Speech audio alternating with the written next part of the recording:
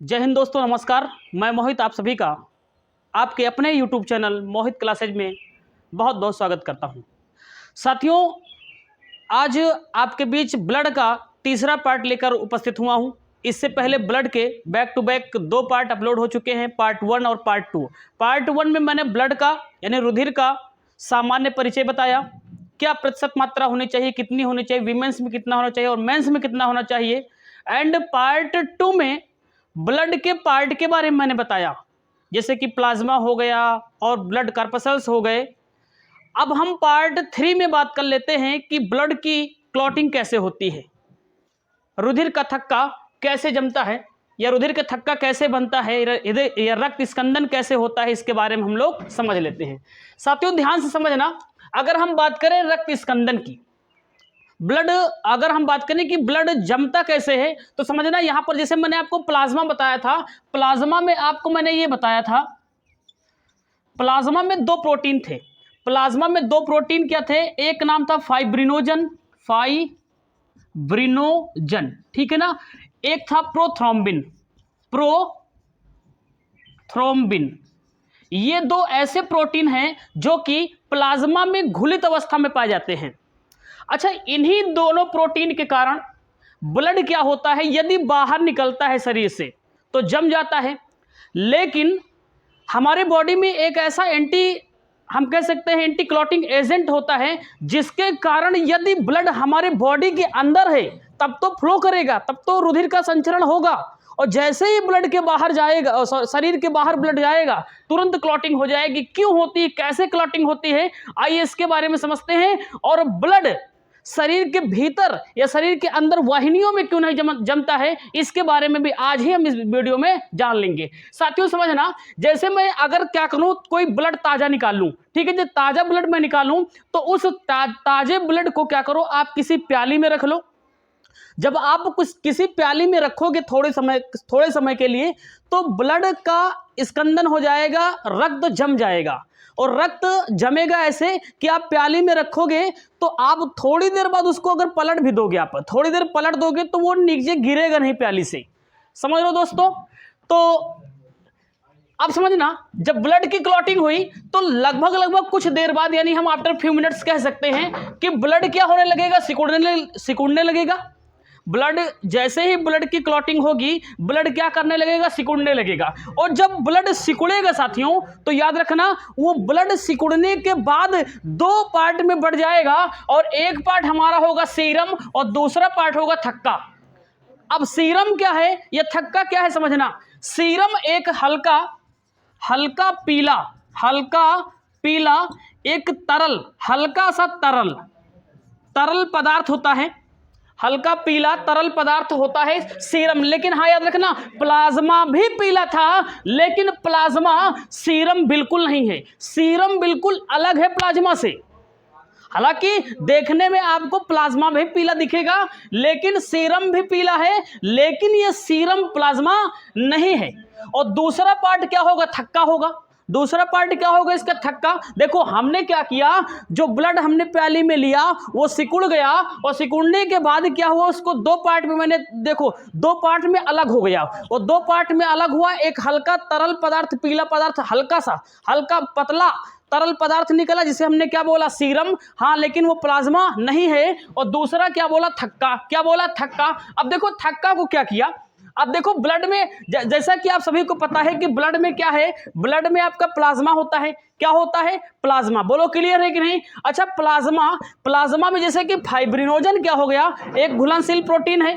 Plasma में क्या हो गया, घुलनशील प्रोटीन है। तो समझना, ये क्या होगा, ये ब्लड क्लॉटिंग में फाइब्रिन में चेंज हो जाएगा। ये जो फाइब्रिनोजन है, ये कहाँ पाया गया, प्लाज्मा में। ये प्रोटीन किस में बदल जाएगा, फाइब्रिनोजन जो है किस में बदल जाएगा, ब्लड क्लॉटिंग होगी तो फाइब्रिन में बदल जाएगा। अब फाइब्रिन में जैसे ही चेंज हुआ तो क्या हुआ दोस्तों, अब क्या हो चुका है, थक्का के रूप में अलग हो गया। थक्का के रूप में क्या हो जाएगा, अलग हो जाएगा। जब थक्का के रूप में ये अलग होगा दोस्तों, जब थक्का के रूप में अलग होगा तो जो थक्का है, ठीक है, जो ब्लड का थक्का बना उसको क्या करो, कुछ देर के लिए अलग रखो।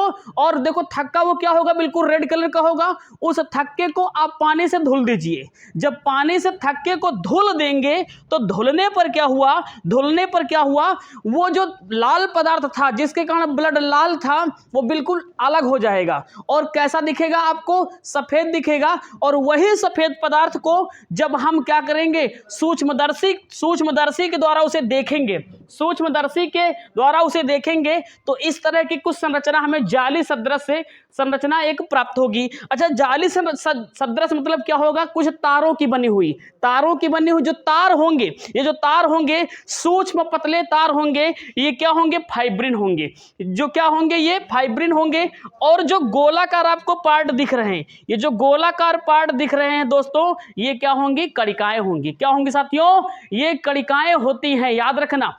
अच्छा समझना, जब ब्लड निकलता है, जब ब्लड निकलेगा तो देखो आपको पता है कि हमारे ब्लड के भीतर, ब्लड में क्या होते हैं, कुछ कणिकाएं जैसे WBC, RBC, प्लेटलेट्स, ये प्लाज्मा में तैरती होती हैं। और प्लाज्मा लिक्विड होता है और जो कणिकाएं होती हैं वो सॉलिड होती हैं। तो समझना, ये जो जाली सदृश संरचना बना लिया, कौन, फाइब्रिन। फाइब्रिन तार होते हैं, फाइब्रिन क्या होते हैं, तार होते हैं। और ये क्या करते हैं, जो कणिकाएं निकलने लगती हैं, जब ब्लड बहने लगता है तो कणिकाओं को फंसा लेती है। कणिकाओं को फंसा लेंगी तो जाहिर सी बात, समझना, ध्यान देखो, जब मान लो आपके घर के आसपास से नाली है, ठीक है, और नाली में आप क्या करो, कोई नाली में कोई जाली लगा दो, और जाली लगा दोगे तो बहुत सारा नाली से क्या हो जाएगा, उस जाली से बहुत सारा कूड़ा आएगा, करकट आएगा, फंस जाएगा। तो जब फंस जाएगा तो क्या पानी बह पाएगा सही से, बिल्कुल नहीं बह पाएगा। वैसे ही ये फाइब्रिन क्या बना लेते हैं, जहां पे कट मार्क होता है ऊपर एक जाली बना लेती हैं। और जाली के होने के कारण ये जो आपके ब्लड होता है वो बहना बंद हो जाता है। अब समझना, ये जो आपका प्लाज्मा फाइब्रिनोजन था, क्या था साथियों, फाइब्रिनोजन था। ये देखो, जैसे मान लो ये कोई व्यक्ति है, अब इस व्यक्ति में समझ लो कोई कट हुआ, इस व्यक्ति का एक्सीडेंट हो गया, ये किसी भी कारण कोई बॉडी का कोई पार्ट कट गया, क्या हुआ साथियों, कट गया। तो श्वेत कण और जो बिंबाणु होते हैं, देखो बॉडी में क्या होंगे, रक्त में श्वेत कण होंगे। और जो बिंबाणु होते हैं, बिंबाणु क्या हो जाते हैं, नष्ट हो जाते हैं। और जब बिंबाणु नष्ट हो जाएंगे, जब बिंबाणु नष्ट हो जाएंगे, समझना, जब बिंबाणु नष्ट हो जाते हैं, नष्ट होने से क्या होता है, बिंबाणुओं में देखो, बिंबाणु नष्ट हो गए। और बिंबाणुओं में क्या होगा, बिंबाणुओं में आपका होता है प्रोथ्रम्बिन। याद रखना, बिंबाणुओं में क्या होगा, प्रोथ्रम्बिन होगा। क्या होगा साथियों, प्रोथ्रम्बिन होगा। और ये प्रोथ्रम्बिन कैल्शियम के साथ, किसके साथ, कैल्शियम से मिलता है। कैल्शियम कहाँ, हमने बताया था आपको कि हमारे प्लाज्मा में कुछ कार्बनिक और अकार्बनिक पदार्थ हैं। तो वही देखो, प्लाज्मा में कैल्शियम है, ये प्रोथ्रम्बिन मिला, क्या बनाया, थ्रोम्बिन बनाया। क्या बनाया, थ्रोम्बिन बनाया। और यही जो थ्रोम्बिन है, थ्रोम्बिन किससे मिलता है, फाइब्रिनोजन से। किससे मिलता है, फाइब्रिनोजन से जाता है, फाइब्रिनोजन से संपर्क करता है कौन, थ्रोम्बिन संपर्क करता है फाइब्रिनोजन से। और फाइब्रिनोजन से संपर्क करने के बाद क्या बनता है, फाइब्रिन। क्या बनता है, फाइब्रिन बन जाता है। और यही फाइब्रिन है जो कि तारों सदृश से एक क्या होती, जाली होती है। और जालियों में जो तार होते हैं, जो तार होंगे वो किसके होते हैं, फाइब्रिन के होते हैं, जिसके कारण आपका रुधिर होता है बहना बंद हो जाता है। ध्यान समझेंगे, एक बार जल्दी समझ लो। मैंने कहा रुधिर देखो, रुधिर हमने निकाला, कुछ देर के लिए हमने रखा, प्याली में वो जम गया। क्या हुआ साथियों, वो जम गया। और जमने के बाद ब्लड क्या हुआ, सिकुड़ने लगा। जब सिकुड़ा तो दो भागों में वो अलग हो गया। एक पतला तरल पीला पदार्थ बन गया सीरम, जो कि प्लाज्मा नहीं है। दूसरा क्या है, थक्का। अब देखो समझना, इसी प्लाज्मा में क्या होता है, एक घुलनशील प्रोटीन घुले होते हैं, घुलनशील प्रोटीन घुले होते हैं, फाइब्रिनोजन। ये फाइब्रिनोजन क्या होते हैं, ब्लड क्लॉटिंग में। जब ब्लड क्लॉटिंग होगी, जब रुधिर का थक्का बनेगा तो फाइब्रिन में चेंज हो जाता है। किस रूप में अलग हो जाता है, थक्के के रूप में अलग होता है। और थक्के को हमने अलग कर लिया। थक्के को जब अलग किया, और थक्के को अलग करने के बाद मैंने धुल दिया। क्या किया, धुल दिया। धुलने के बाद क्या हुआ, जब धुला तो इसका लाल पदार्थ अलग हो गया, बचा क्या? सफेद। बचा क्या? सफेद। जब सफेद पदार्थ को मैंने सूक्ष्मदर्शी से देखा, किससे देखा? सूक्ष्मदर्शी से देखा। तो सूक्ष्मदर्शी से देखने के बाद मुझे यह पता चला कि एक अंदर जाली सदृश संरचना थी जो कि क्या कर रही थी, और जो जाली के जो तार थे वो किसके थे? फाइब्रिन के। किसके थे? फाइब्रिन के। और कुछ गोल संरचनाएं उस जाली में थी, और गोल संरचनाएं क्या थी? कणिकाएं थी। क्या थी साथियों? कणिकाएं थी। आपको प्लाज्मा में पता है फाइब्रिनोजन होता है, ये जैसे ही फाइब्रिनोजन घुलित अवस्था में होता है। याद रखना, ब्लड देखो जो आपका क्या होता है, फाइब्रिनोजन और प्रोथ्राम्बिन होते हैं ब्लड के अंदर क्यों नहीं जमने देते हैं, समझना, क्योंकि ये डरते हैं किसी से। अच्छा, डरते कौन? एक होता है anti clotting agent heparin. Heparin कहता है अगर तुम जमे तो बेटा तुमको कूट देंगे। किसको? प्रोथ्राम्बिन और किसको? किसको?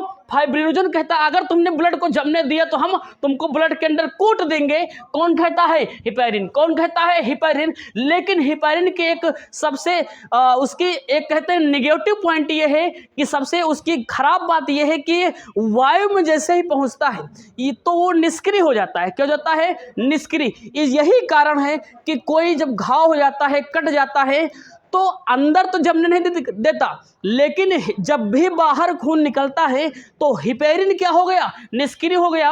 और निष्क्रिय होने के कारण क्या हुआ? तो जो थ्रोम्बिन था वो फाइब्रिनोजन से संपर्क किया और क्या बना लिया? फाइब्रिन। क्या बना लिया?